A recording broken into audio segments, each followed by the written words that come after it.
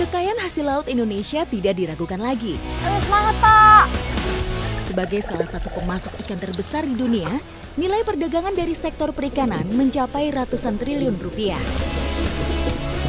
Tidak hanya ikan, berbagai biota laut yang ada bisa dimanfaatkan warga sebagai sumber protein.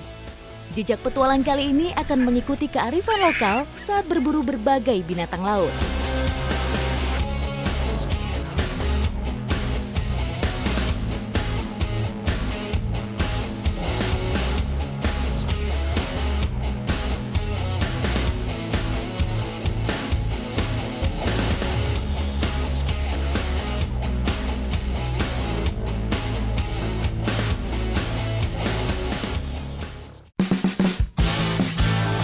Ayo semangat, Pak!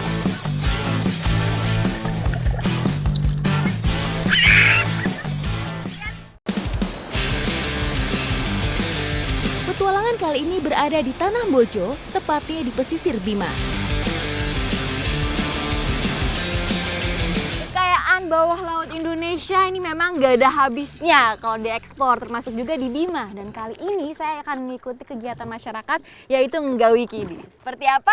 Ikuti jejak saya, jejak petualang.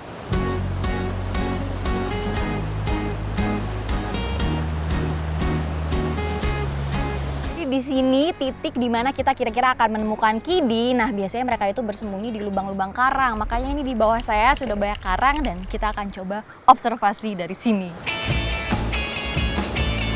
Terumbu karang yang baik memang menjadi tempat tinggal yang pas untuk kidi, sehingga kidi dapat berkembang biak dengan baik.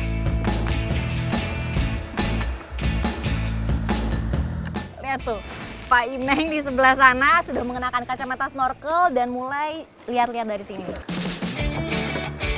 Meski mencari kidi menjadi salah satu mata pencaharian masyarakat Bima, namun mereka sangat memperhatikan populasi kidi di sini. Mereka mengambil sesuai dengan standar ukuran dan kebutuhan.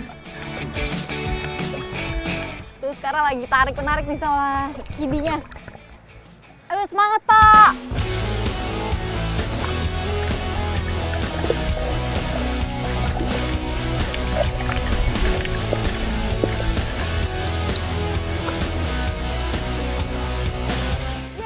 Akhirnya dapat juga. Ini dia nih yang kita cari. Kidi atau biasa dikenal sebagai gurita. Lihat tuh, sampai nempel-nempel lengannya ke tangan Pak Imeng. Hati-hati, Pak, jangan sampai jatuh. Gurita termasuk cephalopoda yang banyak tersebar di perairan Nusantara. Termasuk biota laut dengan kecerdasan yang cukup baik. Wow, itu ada. Ini dapet kayaknya kita. Dapet nih kayaknya. Oh iya. Wah, ukurannya kayak lebih besar nih daripada yang tadi. Tarik, Pak, tarik. Wih, ini dia. Tos dulu, Pak. Apa tadi hemburannya? Air ya, bukan tinta ya untungnya. Nih, kalau dilihat ini memang kidi ini memiliki alat penghisap yang biasanya kalau di dasar laut berfungsi untuk alat pergerakan dan juga mencari mangsa. Tapi ini kalau kita tangkap jadi gini nih, nempel-nempel di tangan saya.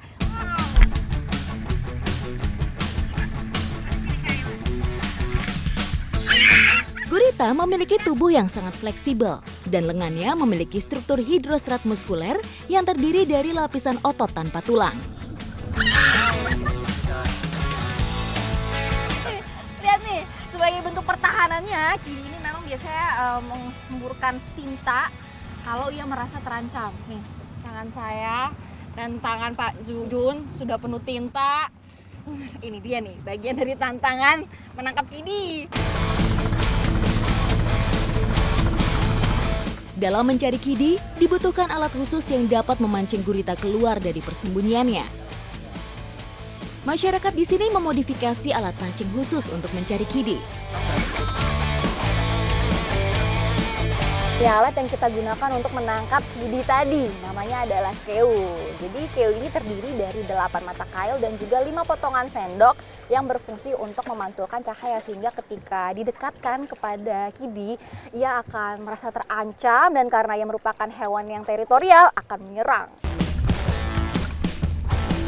Walaupun berbeda alat tangkap, tapi hasil yang didapatkan bisa maksimal.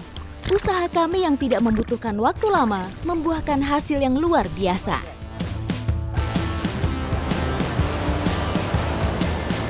Karena cuaca sudah mulai panas, saatnya kita merapat ke darat untuk mengolah kidi yang kita dapatkan. Setuju? Setuju. Siap, ikuti jejak saya, jejak petualang.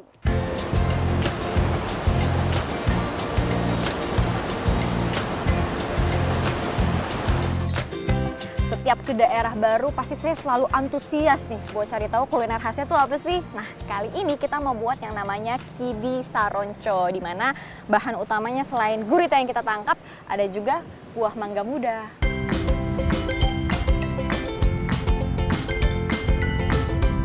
Buah mangga yang telah dikupas dicacah kecil-kecil.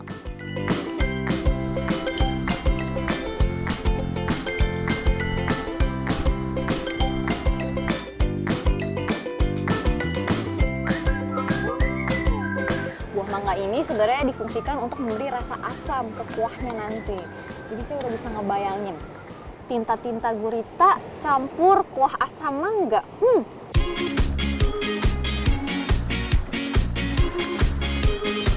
Selanjutnya rebusan kidi akan ditambah cabai, bawang merah dan garam untuk lebih mengeluarkan cita rasanya.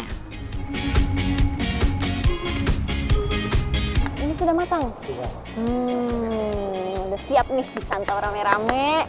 Penasaran kan rasanya seperti apa? Ikuti jejak saya, jejak petualang.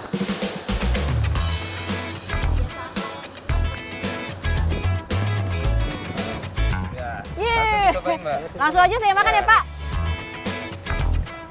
Ini, Pak. Mantep nih.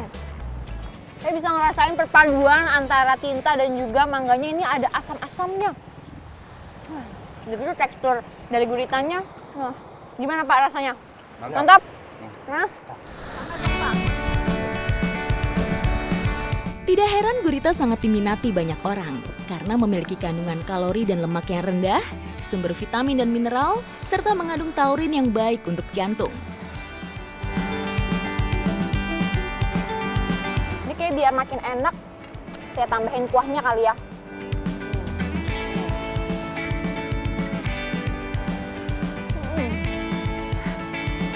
Udah pedes, asam, ini makin lengkap deh. Rasanya tuh istimewa banget.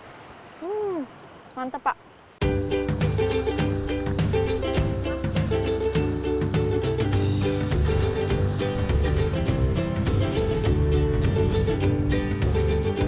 Ini kayak kalau mau dimakan sampai habis, baru selesai besok ya.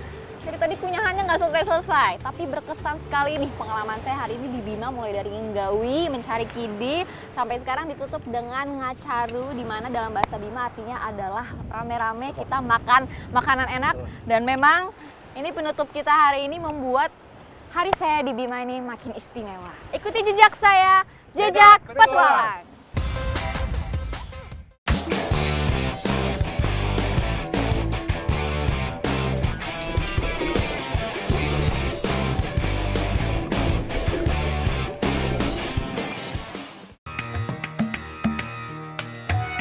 Berpetualang menjelajah alam Provinsi Aceh tak lengkap rasanya jika belum menemui yang khas dari daerah sini. Selain menikmati keindahan Laut Matanurung, hari ini saya juga mau cari salah satu sumber protein, udang kipas. Ikuti jejak saya, jejak petualang. Binatang yang kami cari hidup di perairan laut dengan kedalaman lebih dari 5 meter. Karenanya kami harus menyelam untuk mendapatkan sleeper lobster ini. Udang kipas atau Tenus orientalis hidup menempel di karang atau bersembunyi di balik pasir. Sama seperti kepiting, biota laut ini juga memiliki cangkang yang keras. Karapasnya cukup kuat untuk melindunginya dari serangan predator. Bentuk karapasnya melebar dan pipih, dari ekor hingga bagian ke kepala. Kepalanya juga dilindungi duri-duri kecil dan besar yang ada di sekitarnya. Meski sepintas menyerupai lobster, udang kipas bukanlah dari keluarga lobster, karena binatang ini tak memiliki capit. Ini dia yang namanya udang kipas. Tadi saya sama Hafiz berhasil nemuinnya di karang-karang. Jadi dia ngumpet di bagian bawah karang dan cukup sulit, harus hati-hati. Jadi harus jeli juga ngeliatnya supaya bisa nangkep yang namanya udang kipas ini.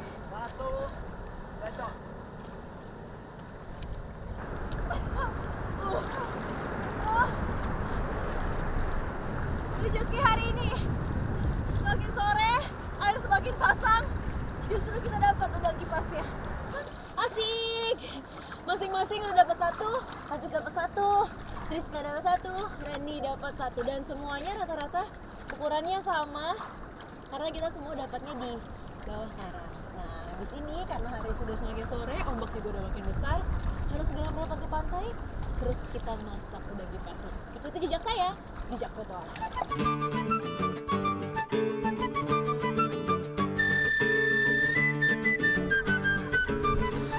Kita sudah kembali ke pinggir pantai, udah siap pengen masak kuliner yang enak banget hari ini. Namanya sup udang kipas batok kelapa. Ikuti jejak saya, jejak petualang. Udang kipas dibelah agar bumbu meresap ke dalam dagingnya. Jika tak ingin menyantap menu ini dengan nasi, kebutuhan karbohidratnya dapat diganti dengan kentang. Cita rasa pedas, manis dan segar hadir dari bahan-bahan ini.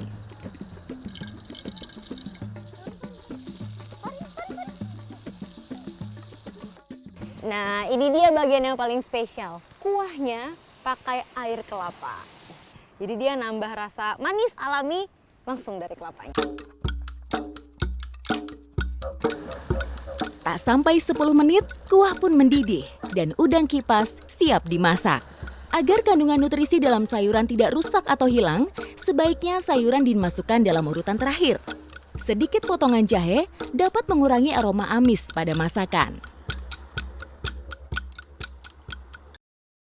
Sup udang kipas batok kelapa. Ini sebelum Rani rasain ya baunya dulu. Enak bang? Baunya ini berasa banget bau air kelapa mudanya, tapi panas dan menggoda. Habis itu juga aroma daun bawangnya kenceng banget. Pasti rasanya enak.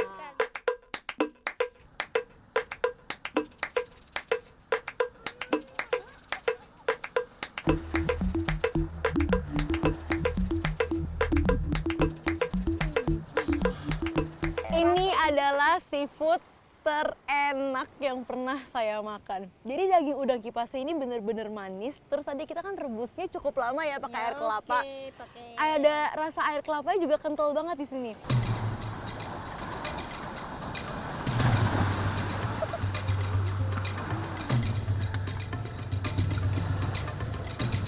Rasa kuahnya juga kecampur sama daging kelapanya. Jadi apa ya? Rasanya sempurna.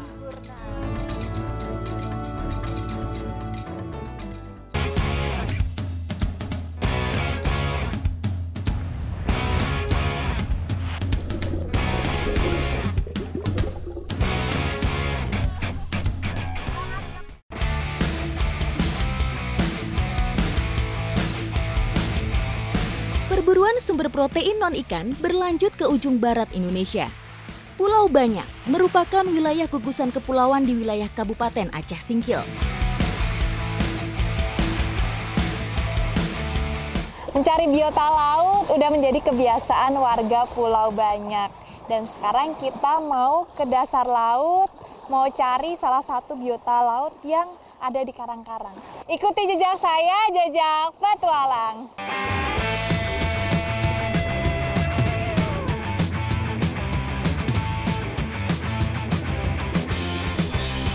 Mencari lobster dengan tangan kosong dan menyelam bebas seperti ini tentu saja butuh jam terbang yang tidak sedikit. Bagi para pencari lobster yang sudah berpengalaman, tentu tahu betul celah-celah karang yang biasa dijadikan sarang persembunyian lobster. Tetapi bagi pemula, berburu dengan teknik ini menjadi tantangan tersendiri. Apalagi habitat lobster sudah pasti di daerah yang berarus. Perairan dengan kedalaman antara 4 hingga 18 meter merupakan habitat ideal lobster untuk hidup dan berkembang biak.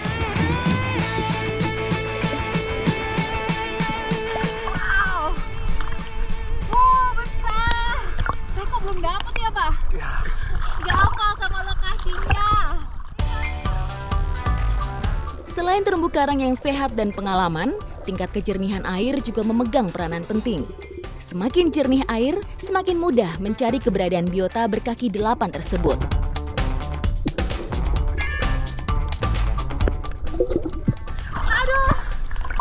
Ada lobsternya tapi di dalam karangnya. Bentar. Pak! Minta tolong bapaknya. Meski masih melimpah, warga setempat tidak sembarangan mengambil. Targetnya hanya lobster yang memiliki bobot lebih dari 300 gram.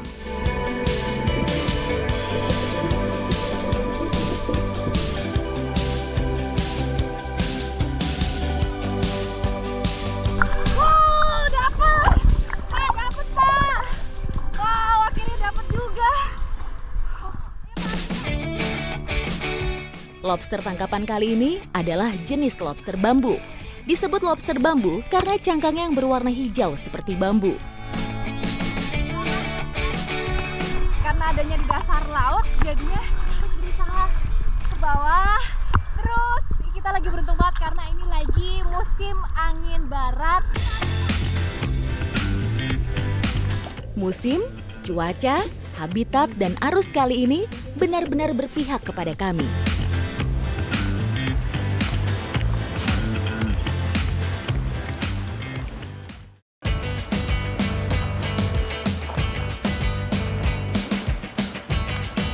Karena lobster tangkapan kami masih segar, jadi kami mau mengolahnya dengan cara yang berbeda.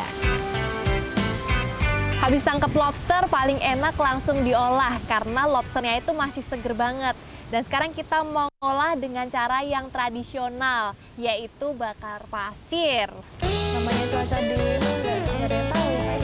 Jadi galinya tuh nggak boleh terlalu dalam karena kalau terlalu dalam nanti nggak mateng. Atau mungkin matengnya nggak merata. Teknik bakar pasir merupakan salah satu cara pengolahan hasil alam dengan memanfaatkan penyimpanan suhu panas dalam pasir. Cara pengolahan seperti ini bisa disebut juga dengan steam tradisional. Harus rapet ya Bang, ntar kalau enggak pasirnya masuk dia. Nah, dah terakhir kita tutup pakai daun, terus kita timbun pakai pasir. Tapi pasirnya juga nggak boleh terlalu tebel ya Bang, ntar kalau misalnya terlalu tebel, nggak matang juga. Kunci tari teknik bakar pasir ini sebenarnya sangat bergantung dengan panas api yang dibuat. Semakin besar api, maka semakin cepat pula lobster yang kami timbun untuk matang. Cara bakar seperti ini tuh biasa dilakukan sama nelayan supaya hasil tangkapan yang dibakar itu nggak gosong. Nih kalau cara masaknya kayak gini tuh nggak kelihatan udah mateng atau belum. Jadi buat nandain kalau udah mateng atau belumnya tuh nunggu sampai kayunya itu jadi arang semuanya. Saya penasaran banget nih sama hasilnya karena baru pertama kali bakar lobster dengan cara yang kayak gini nih.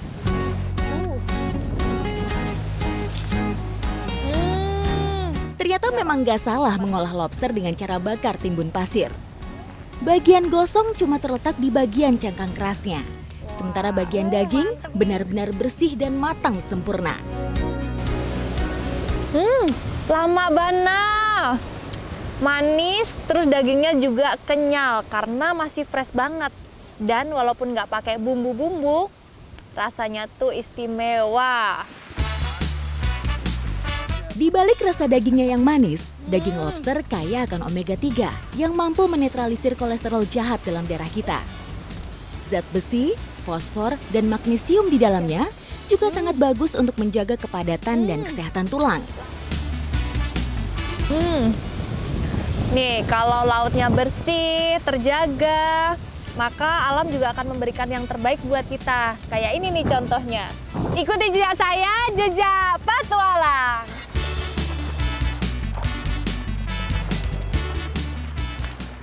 Kak Haji Andre, udah deket bulan Ramadan, kasih tips-tips dong. Hapuskan dendam, bersihkan hati, luruskan niat. Selamat menunaikan ibadah puasa. Tumben bener gue.